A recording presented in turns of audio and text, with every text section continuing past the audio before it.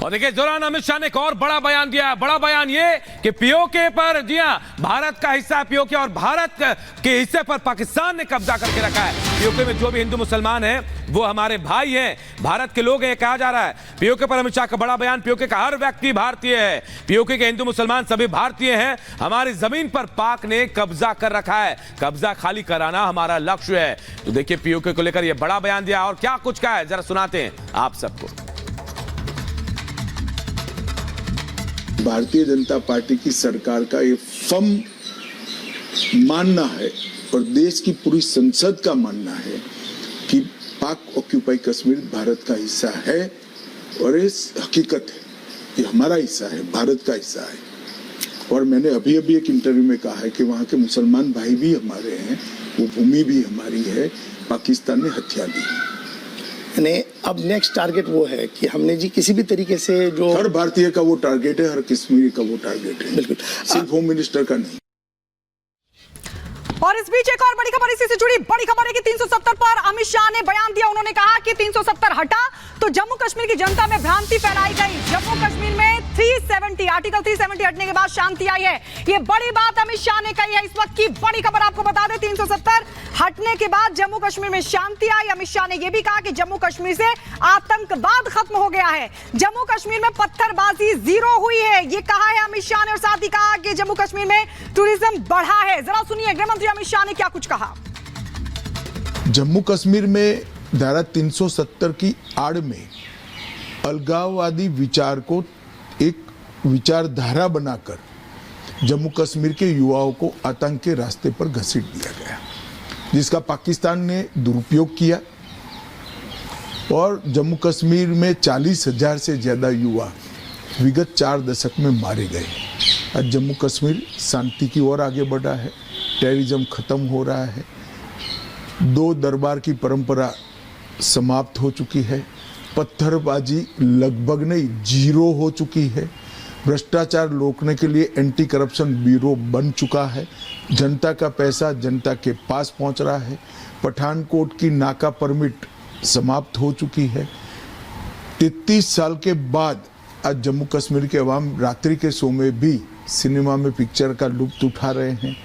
30 साल के बाद मुहर्रम का जुलूस निकला है और G20 का आयोजन दुनिया भर के लोग कश्मीर में होते हुए बदलाव को देखकर गए हैं।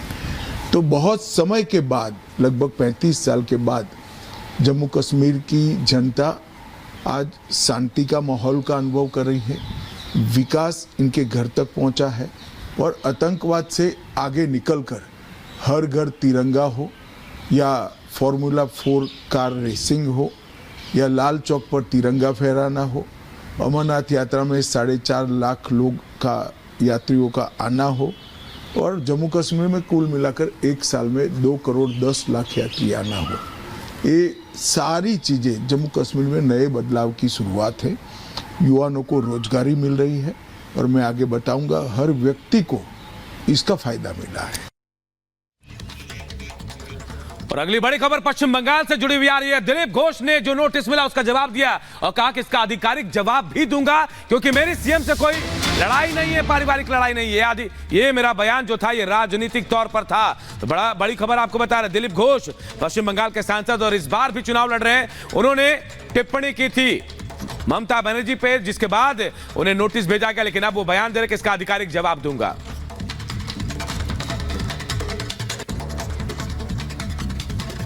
और आइए बढ़ते आगे, आपको बता दें प्रधानमंत्री नरेंद्र मोदी ने बशीरहाट से बीजेपी की उम्मीदवार रेखा पात्रा से फोन पर बातचीत की। पीएम मोदी ने रेखा पात्रा के हौसले की भी तारीफ की। आपको बता दें रेखा पात्रा ने ही संदेश खाली में टीएमसी नेताओं की गुंडागर्दी का मुद्दा उठाया था। आइए रिपोर्ट आपको दिखाते हैं।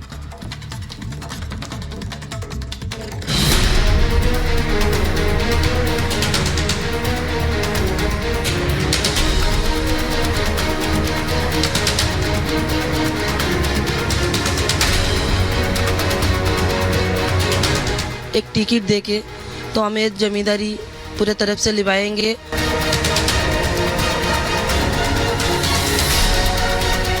संदेश खाली में जिस तरह से महिलाओं के साथ शोषण किया गया और उसके बाद जैसे ही पूरा मामला सामने आया, हर कोई अचंभित हो गया कि कैसे टीएमसी का एक नेता महिलाओं को अपने भोग विलास की वस्तु के रूप में इस्तेमाल करता रहा और सरकार आंख मूंद कर सारा तमाशा देखती रही।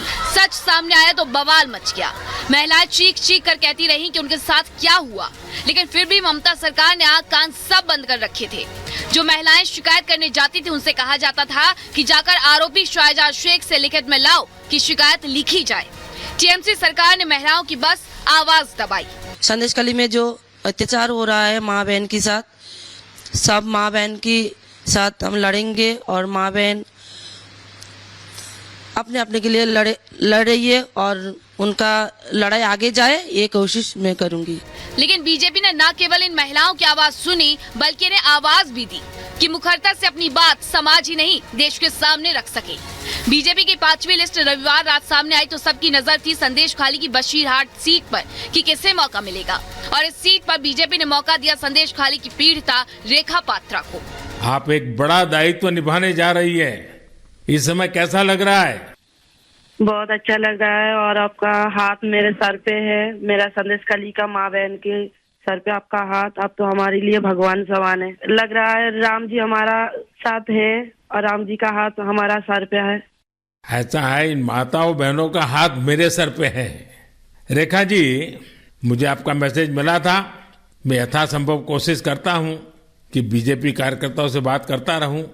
मैं जानता हूं आप बंगाल की विपरीत राजनीतिक परिस्थितियों में प्रचार कर रही हैं। जब आपका नाम घोषित हुआ तो क्या माहौल क्या था, क्या लगा लोगों का, आपको क्या परिस्थितियों का सामना भी करना पड़ता होगा, क्या हो रहा है? मैं जरा पूरा चित्र समझना चाहता हूँ।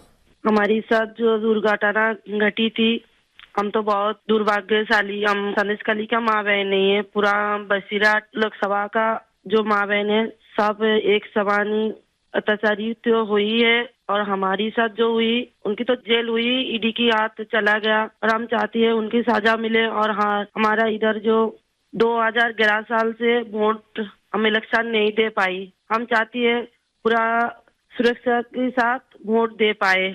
हम वोट दे पाएंगे, संदेश खाली की माँ बहन और भी खुश होगा। और आपका बहुत बहुत धन्यवाद क्योंकि आप हमारे साथ आई। बीजेपी ने इसी के साथ हर राजनीतिक पार्टी को साफ संदेश दे दिया कि नारी वंदन सिर्फ एक कानून नहीं बल्कि सशक्तिकरण की दिशा में उठाया गया वो बड़ा कदम है जिसके बारे में हर पार्टी ने बस बात की, लेकिन बीजेपी ने उसे सच किया। रेखा पात्रा को बड़ा मौका मिला ताकि अपनी जैसी उन शोषित महिलाओं की आवाज बने जो डर के साए में जीवन जी रही थी। इतना ही नहीं, खुद पीएम नरेंद्र मोदी ने बशीरहाट प्रत्याशी को फोन किया और हाल चाल जानने के साथ उन्हें शक्ति स्वरूपा भी कहा। रेखा जी, मुझे बहुत अच्छा लगा आपसे बात करके और आपका जो उत्साह देख रहा हूं वो मुझे बहुत प्रसन्नता हो रही है कि बंगाल तो शक्ति पूजा की भूमि है, दुर्गा पूजा की भूमि है और आप उसी शक्ति का पर्याय है।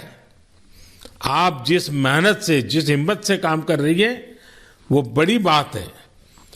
संदेश खाली की महिलाओं की आवाज को देश के सामने उठाना ये कोई सामान्य बात नहीं है और आपने जो साहस दिखाया है वो देखकर लग रहा है कि इस बार बंगाल की नारी शक्ति विशेष रूप से हमें आशीर्वाद देगी, बंगाल के उज्जवल भविष्य के लिए आशीर्वाद देगी। सर, हमारा संदेश खाली में तो अभी 2011 से वोट चोरी कर रहा है, इतना चुराए जा रही है, तो किसी की पूरा शादी नशा से वो वोट दिए जाती तो आज ये दिन ना देखना पड़ती।